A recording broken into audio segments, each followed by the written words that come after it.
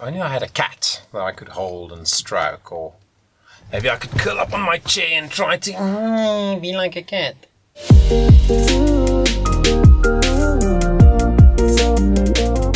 Hey guys, this is Johan Bester.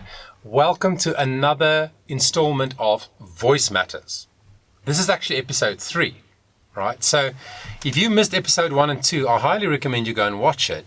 Because in episode 1, we talked about how amazing the human voice is. How when we were as a baby, we just said, wah, wah, and we just made sound. Nobody had to tell us how. We didn't have to think about it. And even as we grow up, we just use our voice on a daily basis. But then we talked about how if you or I want to improve the effectiveness of the use of our voice, we need knowledge. We need some information so that we can have a thought process, so that we can get better and more effective at using our voice. Episode 2 was a lot of fun because we talked about the basic functionality of the voice. In other words, we talked about how the vocal folds work, where they sit in the body, that every phrase I sing or speak is just like an exhale, and so on. Do go and check it out. The links are below this video in the description. So today is all about vowels, the vowel sounds that we make. And I know what you're thinking. Yeah, Johan, I know. A, E, I, O, U. 5 vowels in the alphabet. No. You and me, as somebody who studies the voice, we don't talk about the spelling. We don't talk about what a vowel is called. We are concerned with what it sounds like. But anyway, we'll get to that in a minute. But there are basically 5 foundational vowels in most classical methods of teaching voice, and even not in classical, just many voice teachers uses the 5 foundational vowels. Now these are called the Italian vowels or the pure vowels, and this is very interesting. The reason why they call it Italian vowels is because in Italian, when a word is spelled with an E, it always has this sound, E. So think of the Italian word bella. Bella means beautiful. It's B-E-L-L-A, but the sound is be, e, right? If I want to say Venezia, which is the Italian way of saying Venice, the beautiful city of Venice in Italy.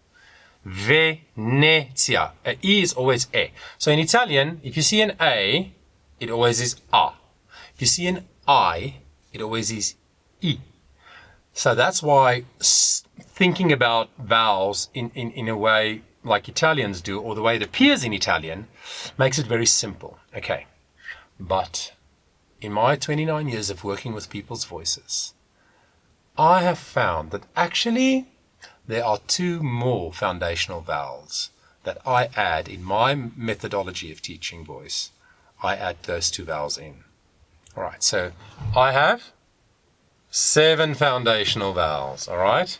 So they are E, E, A, O,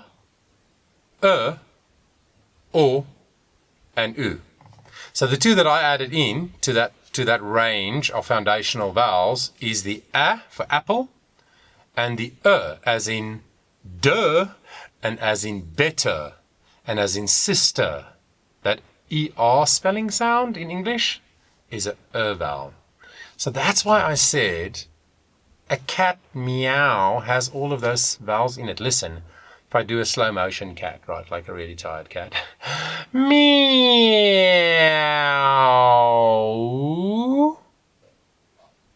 7 vowels. Meow. Right, not really, but sort of. So the cat sound is really helpful to me to think of the range of vowels. Just an example. I just want to touch on that again, the whole thing of we don't look at the spelling but at the sound. Let's think about the word love, like I love someone. What letter is that word spelled with? An O, right? L-O-V-E. So that's what that thing is called. When I look at it and I read it, it's an O. But when I say the word, what is the sound? Love. Love, love changes everything, love. What is the sound? It is an R, right? So when I work with my singers, I won't say, sing the O this way or that way. It's not an O, it's an R. Does that make sense? So we don't think about spelling, we think about what does the vowel sound like. Right, so as a speaker or a singer, I really want control over each one of those 7 foundational vowels. Why? Because then I know before I say a word or before I sing that word, I know exactly the sound that I want and I know exactly how to produce it, and I have confidence that it's always going to come out the way I want and the way I expect. So let me demonstrate. I'm just going to sing one little line from that beautiful aria, really, from The Greatest Showman called Never Enough. All right, so let me do it here. I'm just going to sing this line. Never enough, never, never. Right, so we are talking about vowels. So I'm going to sing that line again, and I want you to try and analyze which vowels actually appear in this line. Never enough, never, never. Okay, there's a funny thing that I do, which actually takes a while to practice, a bit of a skill, is I sing the words, but I take all the consonants away. I just sing the vowels. I know that's a bit funny, but actually that is all the different vowels. It shows all the different vowels that are in that phrase. So it's ne, that's a e, v, what's that? Right? Again, don't think of the spelling. You'll think there's a e. No, no, no. It's a e. Ne, v, e, that's a e vowel. Naf, that's a a. So e, e, and a. Those are the 4 vowels that appear in that line. And then never, never are the same too. So now when I practice it, if I wanted to perform this song and I was preparing myself, I'd sing vowels. Hey, and I'm very aware of the shape of my mouth, the space inside. So in other words, how open I am, how released my lower jaw is. I'm very aware of each vowel. And then when I put the consonants in again, never enough, never, never, then I always will know what it's going to sound like. But very important, if you hit the like button, it'll turn blue. So please do that. Okay, so what are the main factors involved in creating different kinds of vowels? Let's think about that. The first thing is, like I just demonstrated in Never Enough and mentioned, the first thing is the shape of my mouth. So that literally refers to the shape that my lips form to make a certain vowel. Or the shape that my lips are in to form a certain vowel, I should say, right? So the shape is important. The second very important thing is how open is my mouth? In other words, how much did I release my lower jaw? Right, so how much space there is.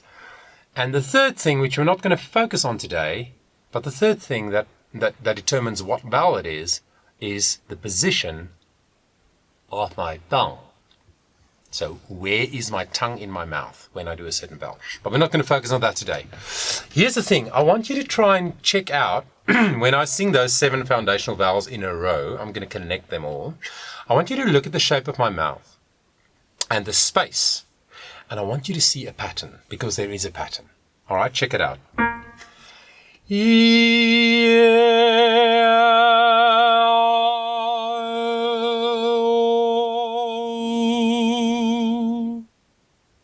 Right, so that's the meow, the whole thing, right? From E to U. Check it out one more time. I'm going to turn my head slightly to the side. See if you can notice what changes and how it changes.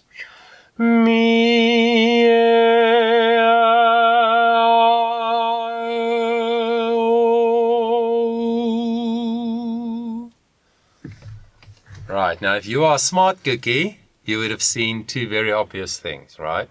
First thing is I start small. E is smaller. What does that mean? My jaw isn't as released. It's not me, because that doesn't sound quite like an E, right?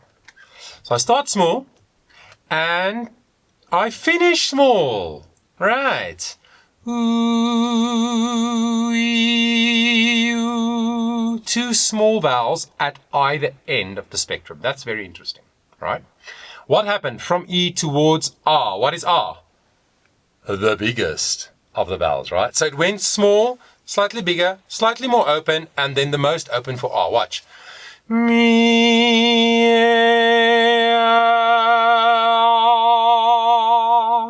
Can you see the progression from smaller to bigger, right, for R? Then from R towards U, what do you think is going to happen? It's going to go smaller again, but something else happens to my shape. Watch.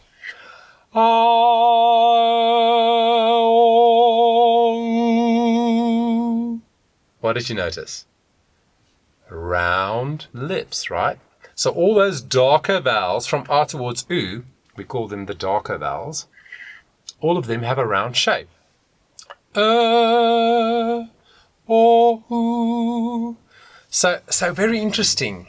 Now when I'm aware of that and I sing, never enough, never, or I sing even the opening of that, I'm trying to hold my breath. I'm very aware of the shape change. The lips, that's the shape change. And I'm aware of how open or not so open my mouth is to create each vowel. So there's a very simple little exercise that I devised that you can do to just make you more aware of these vowels. So I'm going to sing all those 7 vowels in order on a simple little melody that sounds like this. Again.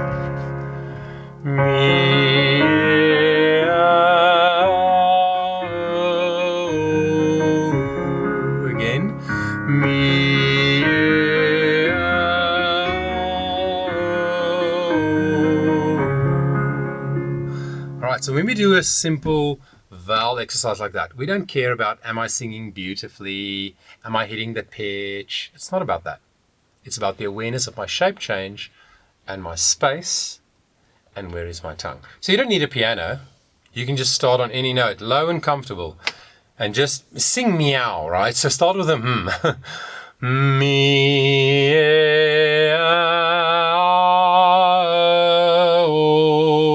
Then you go a little higher. Meow.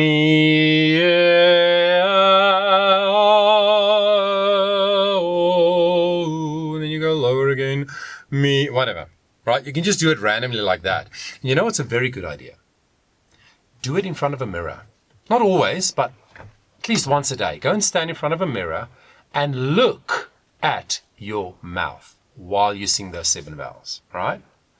See the shape change. Feel what it feels like. Meow. Like I'm very aware of my lips and the jaw and everything. If you can do that 5 times a day, literally it takes a minute.